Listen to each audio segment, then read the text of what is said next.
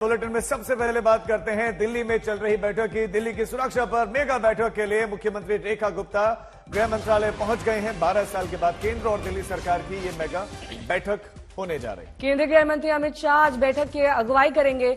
बैठक में अमित शाह के अलावा दिल्ली की सीएम, दिल्ली के पुलिस कमिश्नर शामिल होंगे। पिछली बैठक में शीला दीक्षित की सरकार के समय हुई थी, 2013 की ये बात है। उसके बाद से अब ये बैठक लगभग 12 साल बाद हो रही है। हिमांशु मिश्रा मेरे सहयोगी जुड़ गए हैं तमाम जानकारी के साथ। हिमांशु, बेहद अहम बैठक, लगभग 12 साल के बाद ऐसी बैठक हो रही है जिसमें दिल्ली सरकार और केंद्र सरकार एक साथ उनके नुमाइंदे बैठ रहे हैं। ऐसे में क्या प्रमुख बिंदु हैं जिन पर चर्चा की जा सकती है?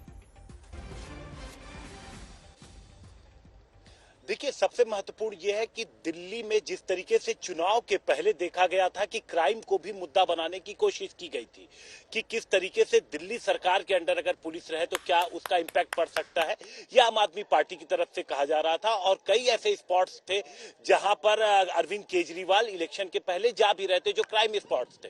तो यहां पर जो तमाम स्पेशल कमिश्नर हैं दिल्ली पुलिस के, चाहे लॉ एंड ऑर्डर हो, क्राइम के हो, और दिल्ली पुलिस कमिश्नर, इसके अलावा एलजी और दिल्ली जो नई सरकार बनी है, मुख्यमंत्री और दिल्ली स्टेट के जो गृह मंत्री हैं आशीष सूद, वो भी।